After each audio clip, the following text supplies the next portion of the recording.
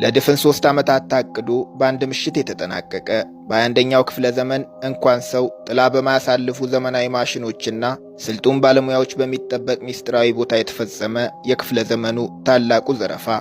ዘ ስኩል ኦፍ ቱሪን በሚል ስም የሚጠሩ 5 ጣሊያናውያን ማፊያዎች የዓለማችንን ቱጃሮች አራቁተው የደህንነት ጠበብትን እጅ ባፍ ያስጫኑበት ፊልም ቢሆን ተጋነን የሚባል ግን በተግባር የተፈጸመ ዝርፊያ።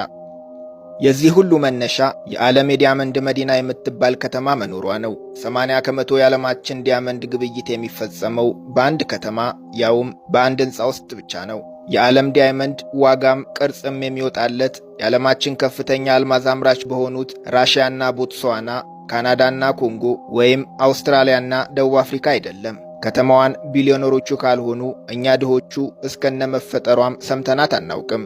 ሰሜን ምዕራብ ቤልጂየም 1 ሚሊዮን ሰዎች ብቻ የሚኖሩባት አንቲዋርፕ የምትባል የወደብ ከተማ አለች። ይቺ ከተማ ላለፉት 500 ዓመታት የዓለማችን የዲያመንድ ዋና ከተማ ሆና ቆይታለች። ከተማዋ የዓለም የዲያመንድ መዲና ትባል እንጂ ትልቁ የዲያመንድ ግብይት የሚከናወነው በከተማዋ ውስጥ በሚገኝ አንድ ሕንፃ ውስጥ ነው። ሕንፃው አንቲዋርፕ የዳይመንድ ማዕከል ይባላል። በዚህ ሕንፃ ምድር ቤት ውስጥ በሚገኝ አንድ ክፍል ውስጥ ብቻ 38 ቢሊዮን ዶላር የሚያወጣ ዳይመንድ ይገኛል። ዳይመንድ ዋጋው ብዙ መጠኑ ትንሽ መሆኑ አንድ ቦታ ማከማቸቱ ለጥበቃ መቺ በመሆኑ ቦታው ለግማሽ ሚሊኒየም የዳይመንድ ንግድ ማዕከል ሆኖ መቆየቱ የዓለም ዳይመንድ ሁሉ በአንድ ከተማ ያውም በአንድ ሕንፃ ውስጥ ተከማችቶ እንዲገኝ ምክንያት ሆኗል። ታዲያ የዓለማችን ቢሊዮነሮችና የቤልጂየም መንግሥት አይን ማረፊያ በሆነው በዚህ ሕንፃ ውስጥ ገብቶ ዳይመንድ ሰርቆ መውጣት በሰው ልጅ ጭንቅላት ሊታሰብ የማይችል ሳይሆን ሊታሰብ የማይገባውም ሐሳብ ነው። ምክንያቱም ሲያስቡ ቢውሉ ትርፉ ድካም ነውና።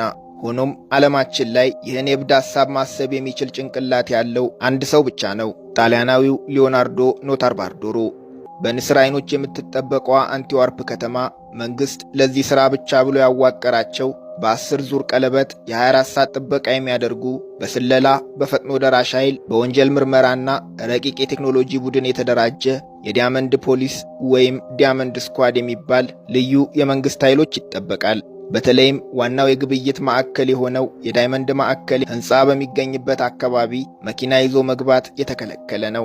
ዳይመንድ ሻጭ፣ ዳይመንድ ገዢ ወይም በእነዚህ ድርጅቶች ውስጥ ተቀጣሪ ሰራተኛ ካልሆኑ በቀር ወደ አካባቢው ዝር ማለት አይቻልም። ሕንፃው 64 የደህንነት ካሜራዎች አሉት። በዛ ላይ አሉ የተባሉ ልዩ የጥበቃ ባለሙያዎች አይናቸውን ሳይከድኑ ይጠብቁታል። ከደህንነት ካሜራውና ከጥበቃዎቹ አልፎ በሩ ጋር የደረሰ ሰው በኤሌክትሮኒክ ካርድ ብቻ የሚሰሩ በሮች ይጠብቁታል። ወደ ሕንፃው መግባት የሚችሉት ልዩ የይለፍ ፈቃድ ያለው ኤሌክትሮኒክ